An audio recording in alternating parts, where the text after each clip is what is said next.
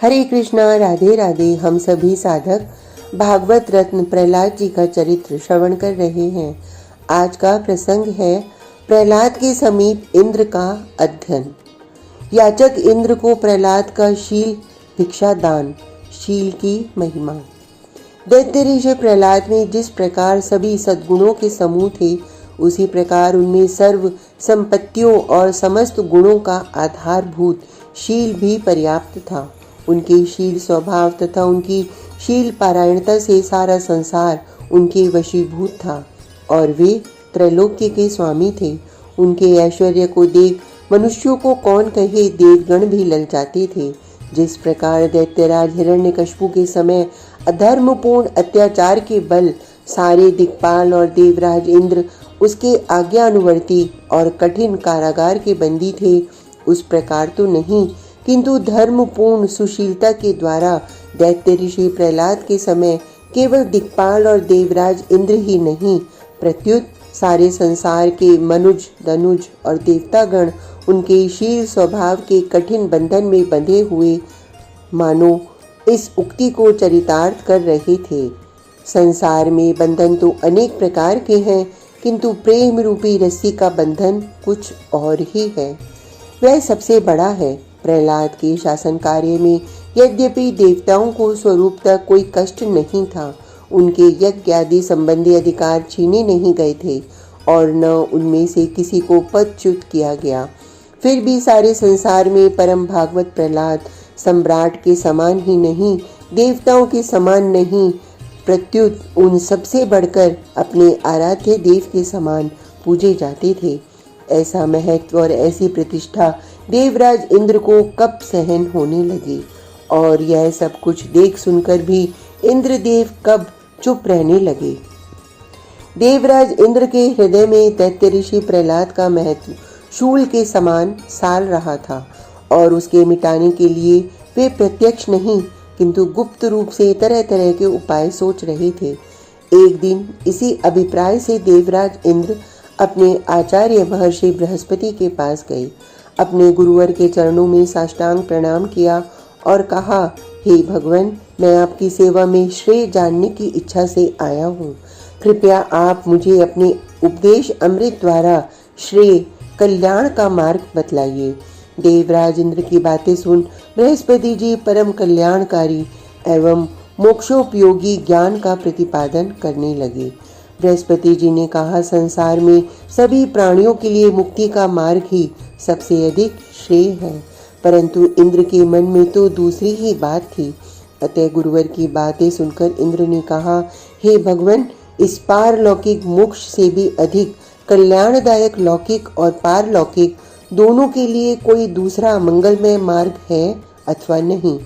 देवराज के प्रश्न को सुन और उनके हार्दिक भावों को जानकर बृहस्पति जी ने कहा, हे सुरराज, इस विषय का विशेष प्रतिपादन महर्षि शुक्राचार्य ही कर सकते हैं, अतएव आप उन्हीं के पास जाइए। उनके उपदेश से आपको संतोष होगा और आपका मंगल होगा। स्वार्थवश दैत्यराज इंद्र दैत्यों के आचार्य महर्षि शुक्राचार्य जी के पास गए और साष्टांग प्रणाम कर बैठ गए। उनके पूछने पर इंद्र ने अपना अभिप्राय प्रकट किया। महर्षि शुक्राचार्य त्रिकालज्ञ थे।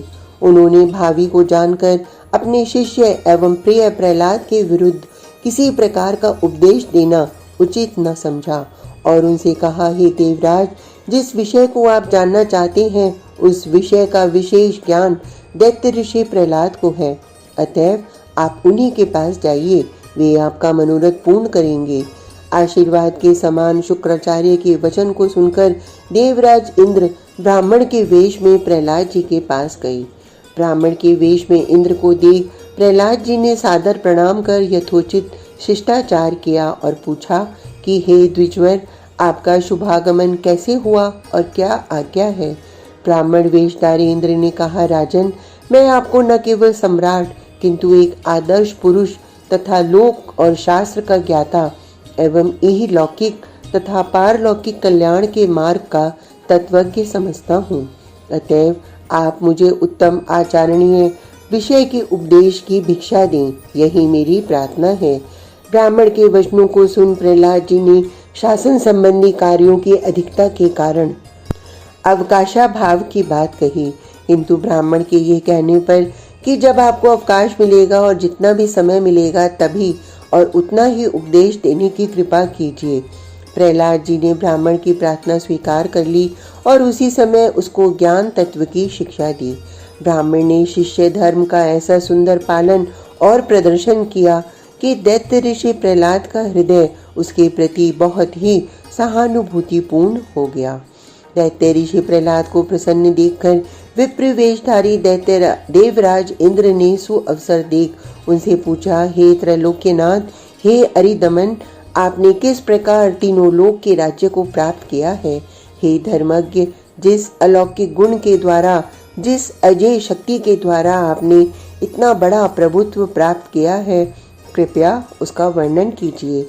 विप्र के वचनों को सुनकर प्रहलाद जी ने कहा, हे विप्र, मैं अपने प्रभुत्व का वास्तविक कारण तो स्वयं भी नहीं जानता, किंतु जिस आचरण से मुझे प्रभुत्व प्राप्त करने में सहायता मिली है, आपसे मैं उसका वर्णन करता हूँ। मैंने ब्राह्मणों के प्रति हृदय में सदा आदर रखा, अपने को राजा समझकर कभी ब्राह्मणों की निंदा नहीं की। ब्राह्मण लोग अपने तर्क वितर्क के द्वारा शुद्ध हृदय से मुझे शुक्राचार्य की नीति का व्याख्यान सुनाते हैं और उसके अनुसार मुझे चलने के लिए नियंत्रित करते हैं। मैं ब्राह्मणों के उपदेश अनुसार शुक्र नीति के अनुसार ही चलता हूँ। ब्राह्मणों की सदा सेवा करता हूँ और कभी भूल कर भी ब्राह्मणों की निंदा नहीं करता। मैं क्रोध को जीते हुए हूँ, इंद्रियों को वश में रखता हूँ। जिस प्रकार मधुमक्खियाँ अपने छत्ते में यत्न के साथ मधु इकट्ठा करती हैं, उसी प्रकार ब्राह्मण लोग जो वस्तुतः शासक हैं, मेरे ज्ञान वृक्ष को अपने उपदेश अमृत द्वारा सिंचन करते हैं। वे मुझे धर्मात्मा, जितेंद्रिय, जित क्रोध जानकर ही मेरा इस प्रकार शासन करते हैं। मैं उन ब्राह्मणों द्वारा वांग्मय शास्त्रों के मुख्य विद्या रस को ग्रहण कर अपनी जाति के बीच नक्षत्र मंडली के मध्य चंद्रमा के समान शोभायमान हो रहा हूँ। आचार्य के कहे हुए शास्त्र के अनुसार कार्य करने में प्रवृत्त हो जाना ही पृथ्वी में अमृत स्वरूप है और वही ज्ञानोपदेश वस्तुतः मनुष्य का नेत्र स्वरूप है। इस समय अधिक कुछ न कहकर मैं तुमसे केवल यही करूँगा कि यही लौकिक और पारलौकिक श्रेय कल्याण प्राप्ति करने का एकमात्र उपाय है शील, और शील प्राप्ति का उपाय है किसी प्राणी के प्रति द्रोह न रखना, मन, वचन और कर्म से कभी किसी का अनिष्ट न चाहना, सबके प्रति कृपापूर्ण दृष्टि रखना और दानशील होना। ये तीन गुण शील के समस्त गुणों में श्रेष्ठ हैं। अपना कोई काम अथवा पुरुषार्थ जो दूसरे लोगों के लिए हितकर न हो, जिससे दूसरों के सामने लज्जित होना पड़े, उसे कभी भी न करें। हे विप्र, सदा ऐसे कार्य करने चाहिए जिनसे सभाओं में भले आदमियों के बीच बड़ाई प्राप्त हो और लोग अच्छा माने।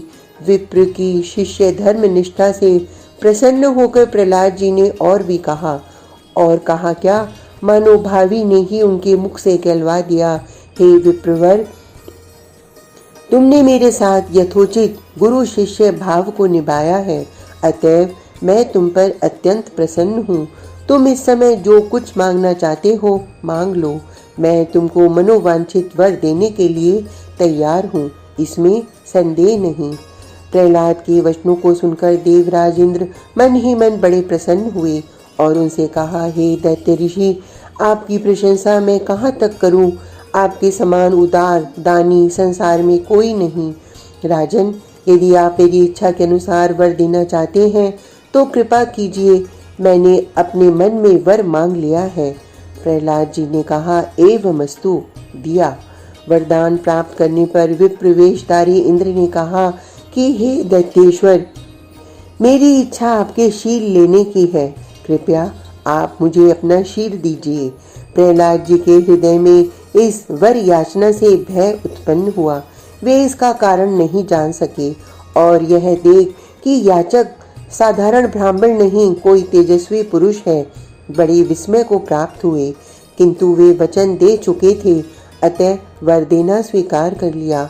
परंतु इससे उनके मुखमंडल पर विषाद की रेखा खिंच गई। ब्राह्मण वेशधारी इंद्र सफल मनोरथ होकर चले गए। सम्राट प्रहलाद को चिंताशील देख सारी राजसभा में सन्नाटा सा छा रहा है। चारों ओर नीरव उदासीनता छा रही है। इसी बीच में दैत्य ऋषि के शरीर से तेजोमय विग्रह युक्त एक महापुरुष छाया के रूप में प्रकट हुआ। उस तेजोमय महाकाय पुरुष से प्रहलाद जी ने कहा, आप कौन हैं और हमारे शरीर को परित्याग करके कहाँ जा रहे हैं? वह बोला, हे राजन, मैं शील हूँ, आपने मुझको परित्याग किया, अतएव जाता हूँ और जिस अपने निकटस्थ शिष्य को आपने दिया है, अब मैं उसी के शरीर में निवास करूँगा। इतना कहकर वह तेजोमय शरीरधारी शील अंतर ध्यान हो गया और जाकर देवराज के शरीर में प्रविष्ट हुआ। शील के चले जाने पर उसी प्रकार का तेजोमय पुरुष प्रहलाद जी के शरीर से फिर छाया के समान प्रकट हुआ। प्रहलाद जी के पूछने पर उसने कहा कि मैं धर्म हूँ। हे राजन, मैं शील का अनुगामी हूँ। जहाँ शील नहीं रहता वहाँ मैं नहीं रह सकता। अतएव आपका शील जहाँ गया है उसी आपके शिष्य द्विजवर के पास मैं भी जाऊँगा। इतना कहकर वह धर्म की मूर्ति भी अंतर्ध्यान हो गई। जैसे ही धर्म की मूर्ति अंतर्ध्यान हुई वैसे ही उसी प्रकार की किंतु उससे भी अधिक तेजो युक्त तीसरी मूर्ति प्रकट हुई और प्रहलाद जी के पूछने पर उसने उत्तर दिया, हे राजन, मैं सत्य हूँ। आपके शरीर को धर्म ने परित्याग कर दिया, अतएव मैं भी आपके शरीर में नहीं रह सकता, क्योंकि मैं वहीं रहता हूँ जहाँ धर्म का निवास होता है। अब मैं भी धर्म के साथ उसी द्विजवर के शरीर में जाकर वास करूँगा। इतना कहकर सत्य भी धर्म का अनुगामी हुआ। सत्य के अंतर्ध्यान होने पर प्रहलाद जी के शरीर से उसी प्रकार की तेजोमयी एक चौथी मूर्ति प्रकट हुई, जो देखने में बड़ी ही बलशालिनी प्रतीत होती थी। पूछने पर उसने कहा, हे प्रहलाद, मैं वृत्त हूँ। जहाँ सत्य रहता है वहीं मैं भी। वृत्त के सत्यानुगामी होने पर प्रहलाद जी के शरीर से एक महाशब्द हुआ, जिसने पूछने पर कहा, मैं बल हूँ। वृत्त जहाँ जाता है मैं भी वहीं गमन किया करता हूँ। इतना कहकर बल भी वृत्त का अनुगामी हो गया। अंत में प्रहलाद जी के शरीर से एक तेजोमयी देवी प्रकट हुई। उनसे पूछने पर उसने कहा, सत्य पराक्रमी वीरवर दैत्यराज, मैं श्री हूँ और सदा तुम्हारे शरीर में निवास करती थी। इस समय तुम्हारे शरीर से बल चला गया, अतएव मैं भी जाती हूँ, क्योंकि मैं सदा बल की ही अनुगामिनी हुआ करती हूँ। श्री जी के ऐसे वचन सुनकर प्रहलाद जी के हृदय में एक प्रकार का भय सा उत्पन्न हुआ और उन्होंने उस तेजोमयी मूर्ति से पूछा, हे कमलालय, तुम्ही सत्य व्रत धारिणी तीनों लोक की परमेश्वरी देवी हो, तुम मुझको छोड़कर कहाँ जा रही हो? तुम सर्वज्ञ और जगत जननी हो।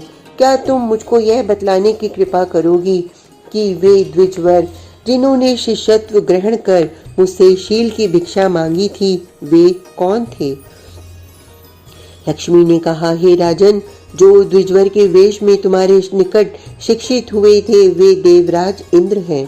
तीनों लोक में तुम्हारा जो कुछ ऐश्वर्य था उन्होंने शील के रूप में उस सबको तुमसे मांग लिया। धर्मज्ञ, तुमने शील के सहारे ही तीनों लोकों के वश में किया था। सुरराज ने इस मर्म को जानकर तुम्हारे उस शील को वर याचना के रूप में हरण किया है। हे महाबुद्धिमान प्रहलाद, सारे ऐश्वर्य का मूल शील ही है। धर्म, सत्य, व्रत, बल और मैं सभी शील के ही अधीन हैं। जहाँ शील नहीं वहाँ हम लोगों का निवास कभी हो नहीं सकता। इस प्रकार शील, धर्म, सत्य, व्रत, बल और लक्ष्मी सब के सब दैत्य ऋषि प्रहलाद से अलग हो गए। अब दैत्य ऋषि प्रहलाद का सारा विषाद मिट गया और वे उदासीन भाव से निर्जन सघन वन में जाकर परम पुनीत नैमिषारण्य के समीप अपने आराध्य देव भगवान विष्णु का प्रेम पूर्वक चिंतन करने लगे। उन्होंने इस घटना को भगवान का आशीर्वाद समझा और भगवान के चरणों में चित्त लगाकर आनंद मग्न हो रहने लगे। आज का प्रसंग इतना ही। कल तक के लिए हरे कृष्णा, राधे राधे।